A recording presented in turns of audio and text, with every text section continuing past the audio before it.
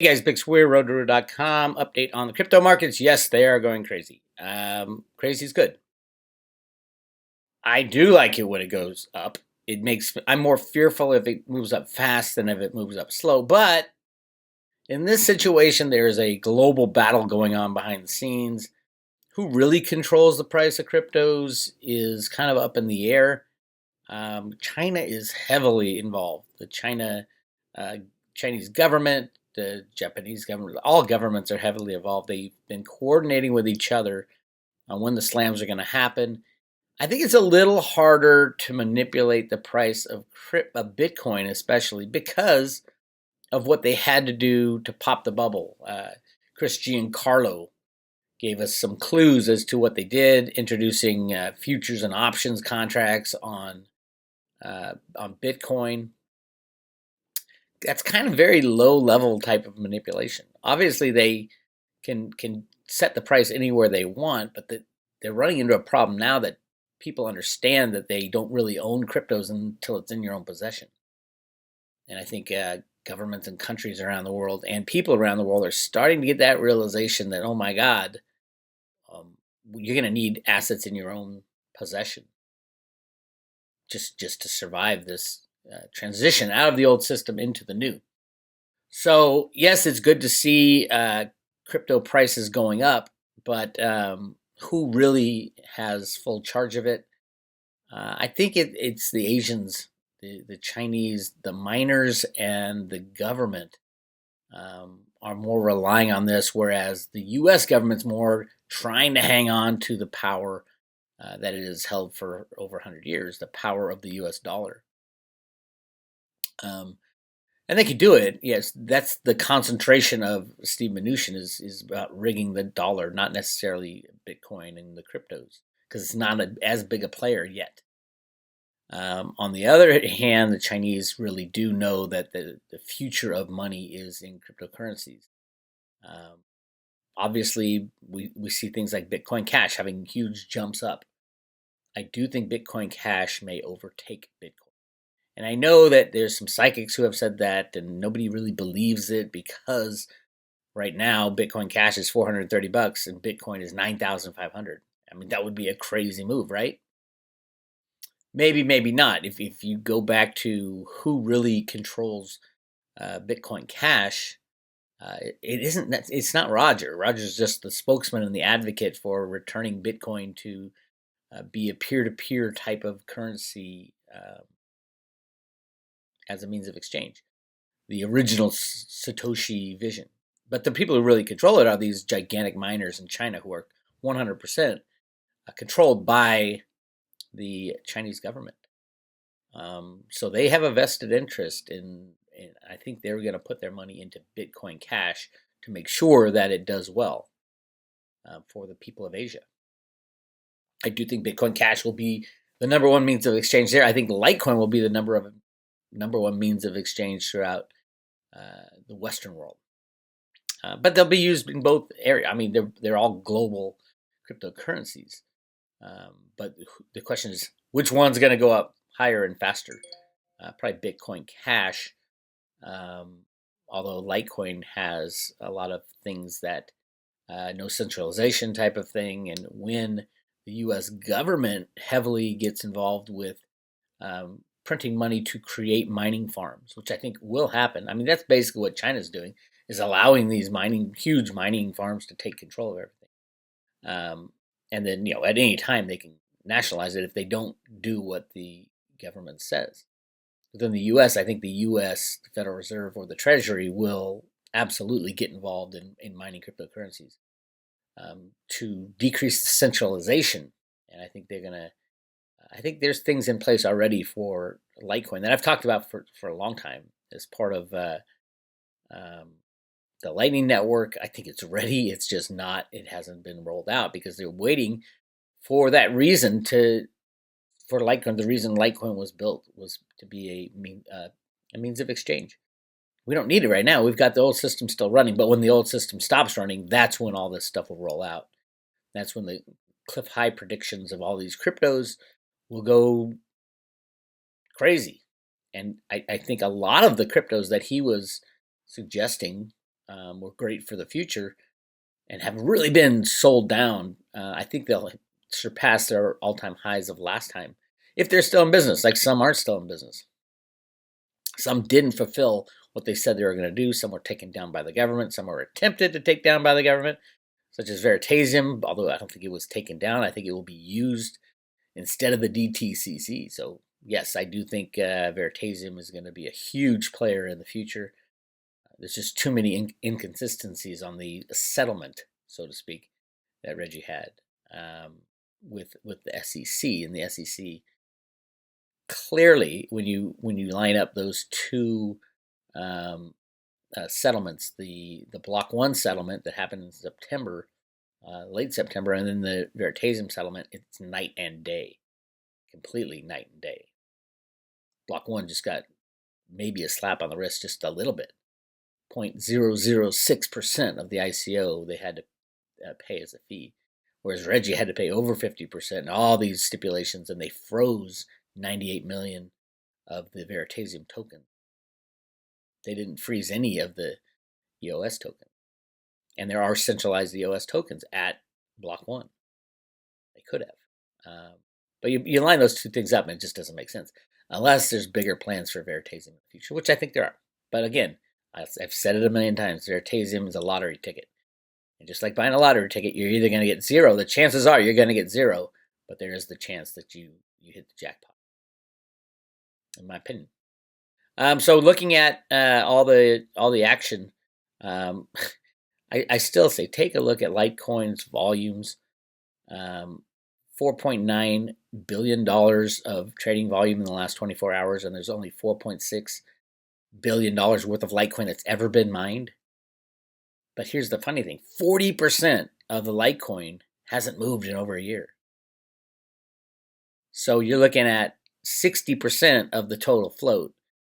And the total float's 64. So I think it's 40, not 40%, it's 40 million Litecoins haven't moved. So that means 24 million are the only Litecoins available. And you and I have, if you've moved your Litecoin from one wallet to the other, or bought or sold, if you're a trader, I get it.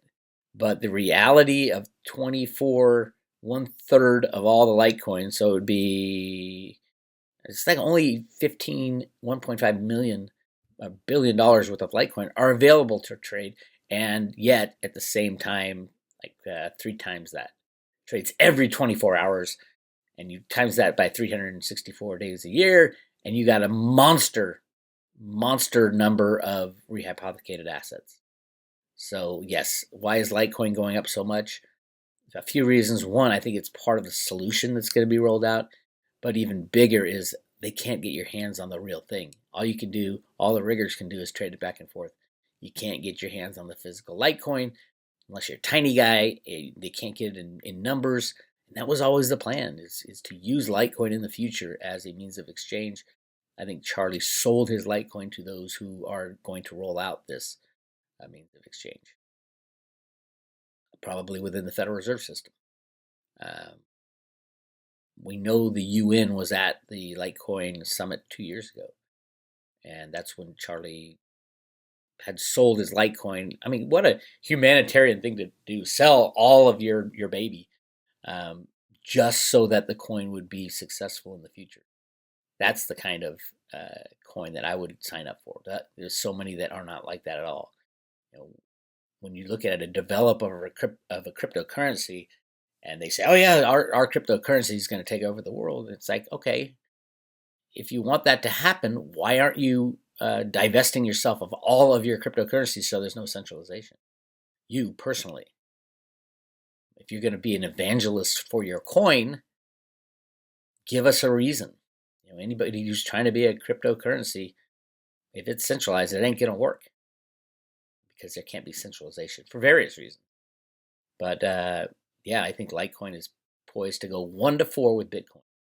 And I started the hashtag 1-4 Litecoin, or Litecoin 1-4. I don't remember what it was, but it had some momentum for a while. So that would put Litecoin right now, if it should be valued at 1-4, which I believe it should. Although I believe it's more like 2 to 1, because of the utility of Litecoin versus Bitcoin. But that would put Litecoin at, if it was 2-to-1, it would be $4,500 Litecoin. And right now, Litecoin's sitting at $73. That's the kind of shifts that you want to look for when you're looking at a cryptocurrency. You want to look at the shift of understanding when the old system dies and the new system is born. What is needed? What is needed is a means of exchange.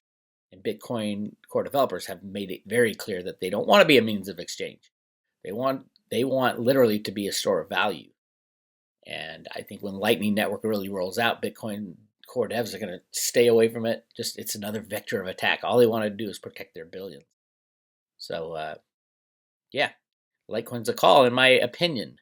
And it does go 1-to-4, say 1-to-4. We're looking at over $2,000 Litecoin right now. As Bitcoin goes up to 100,000 is probably the next time it pauses.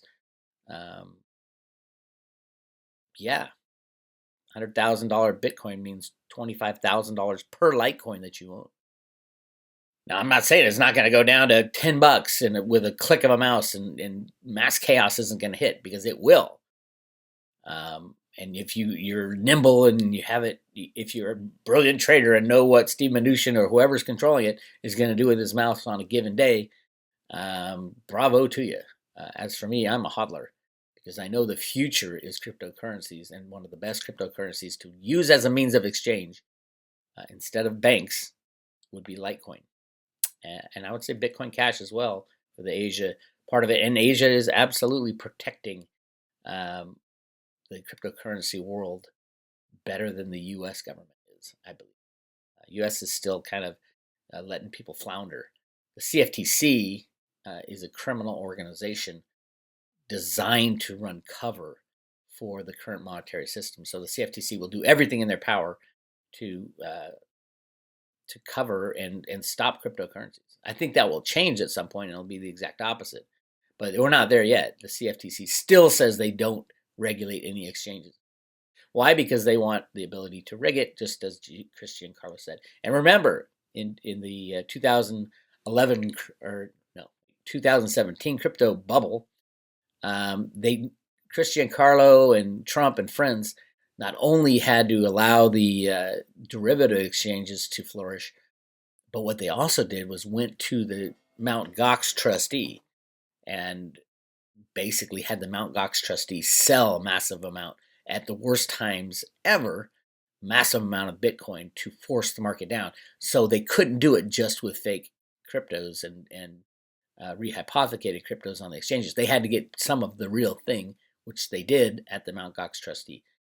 And I was one of the people. I had 1 Bitcoin in the Mt. Gox thing. It has been diluted so crazy, it's out of control, and they value it like $450 or something ridiculous.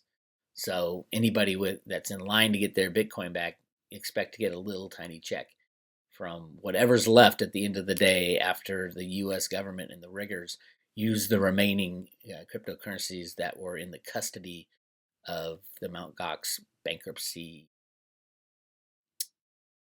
problem system. It's been so many years, it's ridiculous.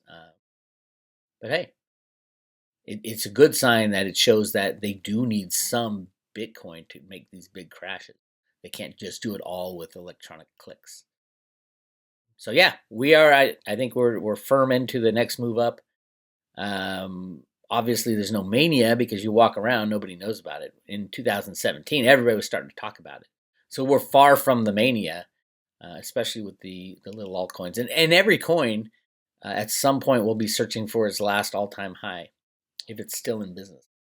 If it did what it said it was going to do in the ICO. And so that's my take.